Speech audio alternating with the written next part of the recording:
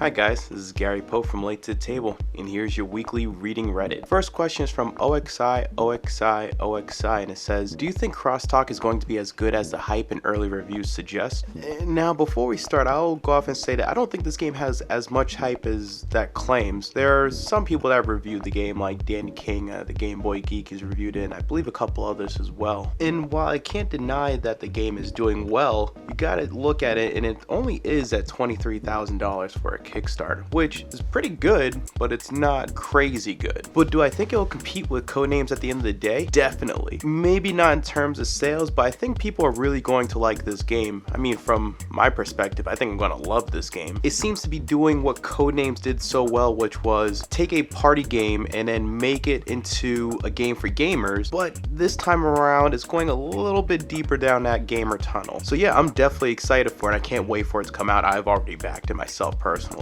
Hey Vince asks, is it time for Kickstarter Stretch Goals to die? And just for a summary of what he said, in short, Kickstarter backers are kind of lame. Recently, the backer communities are so aggressively entitled to stretch goals, which are spaced exactly how they want and announced exactly when they want. Now, referring to what the title says itself, no, I don't think Kickstarter Stretch Goals should die or go away anytime soon. I mean, let's be honest, if they were to go away, what would they be replaced by? They'd probably just be replaced by exclusive deluxe editions. But in terms of the community backers, I do kind of agree with you to some degree. I mean, like, for example, if you look at the comment sections of a lot of popular Kickstarters, you'll notice that like they'll have like 1,000 comments, and if I was to take a wild guess, I'd make a guess that maybe about 30% of them are actually people congratulating the Kickstarter, saying, oh, great job, thanks for the update, keep it going, good luck, etc. While 30% of those comments are just from the creators themselves answering questions and replying back to comments, and then that last 40% is just a handful, maybe about 10 to 20 people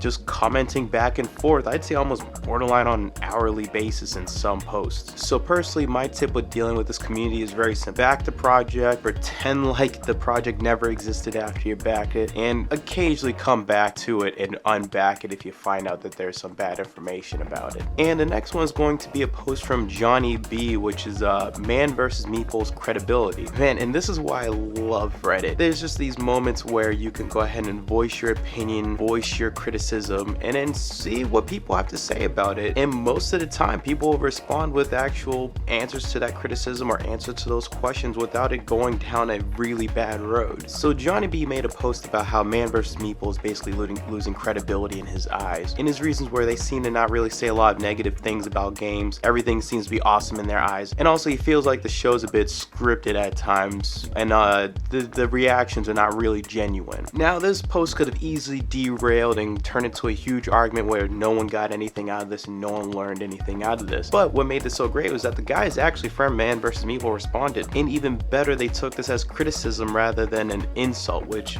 this was originally supposed to be some sort of criticism because Jhonyb was actually seeing if anyone had any insight or any response to it. So just to highlight some of the things that Jeremy and Dave said from Man vs. Meeple, Jeremy simply pointed out that they do not want to waste time on bad games. They spend 2 to 3 days at a time on some of these videos, and to spend 2 to 3 days on some of these videos in which it's a game that they hate feels like it's a waste of time and it's just not worth it. And Dave also wanted to give some insight on this because in order to review these games, you have to play it multiple times. So not only do you have to take 2 to 3 days to produce the video for the game, but you then also have to play the game that you don't even like multiple times, and who wants to do that? And Dave also did point out that he wanted their channel to be a focus of positive things rather than positive and then negative reviews at the same time. He'd rather focus on the positive things. There are other places you could go to see negative things on the internet. And as an end note, Jeremy did say that he's using this as criticism, which was the perfect send-off on this entire thing. So what can we actually learn from all of this? First off, actually communicate with other people. Don't just make your own argument and then ignore it. This was a perfect example of that, of 2 different groups of people listening to each other's discussions and their points on their things and accepting both people's answers. And this is also a great example on how to handle criticism towards yourself. Jeremy and David could have either ignored this and this could have derailed, or they could have responded and this could have derailed into people thinking negatively of them. They handled this perfectly, and I congratulate them on that. And the next subject is El Matador 777 posted, they're making your favorite movie into a board game. Basically, what is it? Now, for me, 100%, this is not my favorite movie, but it's probably my second or third favorite movie. but it's definitely be Memento. Just to describe the movie real quick and not do any spoilers, essentially what the movie is about is it's a murder mystery in which it's being told from the very end of the movie and it goes back to the beginning of the movie. So the beginning of the movie is the end and vice versa, if that makes any sense. They did a really good job on it, and if you want an example of it, look up The Betrayer. It's a Seinfeld episode, and they basically did the exact same premise where everything was told backwards. Oh, you can stuff your sorries in a sack, mister. I don't know what that means. But the way I would make this work into a board game is I would make it sort of a fusion of like Mysterium and Deception Murder in Hong Kong, except I don't know how I would work it. I think I would work it where the good guys know who the bad guys are and the bad guys don't know who each other are, and they're trying to spread clues out to figure out who's on their team and how they committed this murder. And I have no idea how that would work, but that's kind of the premise and where I would start in the game design process, thought of it, and then work myself from there. And Rachaem posted, "Where are my fellow girl gamers? Let's talk about the good, the bad about being in this male-dominated hobby." And she posted the good. "Proud feeling I get when I know more than the guy working at a game store. And the look of surprise on people's faces when I show up to sell them games via Craigslist. The bad, when I go to a game store with my husband and the salesperson only talks to him even though I'm the gamer of the two of us. And when I go to meetups and other players assume I know nothing about games." And to be honest, I was actually surprised by the responses here. And when I mean surprised, like I was going into this with the worst of expectation. I was expecting for every single horror story out there, for ways for everyone to improve on this, etc, etc. But no, nothing juicy at all, nothing where I can go and say, hey, that was interesting reading, let me go try fixing the world now.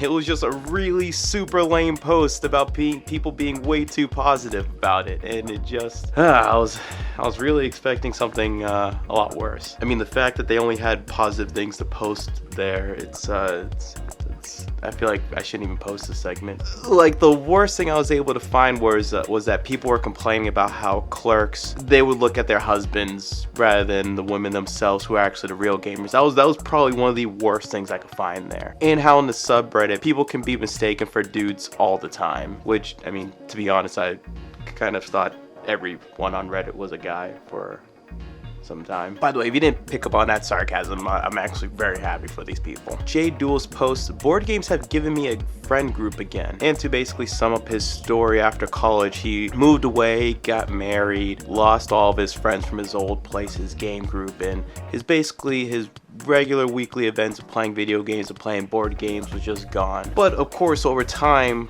through friends of his wife and through work and etc., he managed to find a new group of people. So now he has a group of 6 players now, and they're just as close as friends as ever. But I just want to point out here is that this is why the hobby's so great, in which you can find people in which you might not normally hang out with, or might find a reason to hang out with them, and all of a sudden they're just your closest friends, and next thing you know. And Jeffrey Gneck asks, "How do I quit gaming?" And the post isn't as bad as it sounds. It's not like he wants to quit playing games altogether. It's purely just he wants to spend less time reading about games, watching videos about games, and what's a good way to go about not doing that as much anymore. So as another person that does very close to the same thing, where I watch hours upon hours of videos and read hours upon hours of things on a weekly basis, here's some things I could suggest. One of the things you could do is you could just play more games. You can join a meetup group or what have you, and because you're playing the game so much, you just don't feel the urge to read or watch as many videos because you're playing it all the time. And the other option is to turn all that extra time that you're spending about reading and being very knowledgeable of board games and turn into something great. And what I mean by do something great, it could be something as small as just become more active in your local community by bringing out games, playing games, going to more events, teaching people how to play games, demoing games, running events, and stuff like that. You can even take it to the next level of doing something with media, such as make videos, a podcast, do a blog. Any of those things also are cool as well. So you don't necessarily have to look at this addiction, really. I guess it is an addiction, but you don't have to look at it as a negative thing. You could turn it into a positive easily. And on that note, this is another week of reading Reddit. This was recorded on 420 sometime in the morning time or something like that. And while I can't tell you what to do with your life, if you're anywhere near as addicted to this hobby as myself or Jeffrey Gneck, I would highly suggest that you turn to something positive and put that out into the world. But like always, I'll catch you guys next week. This is Gary Pope from Late to the Table. Peace. See you guys later.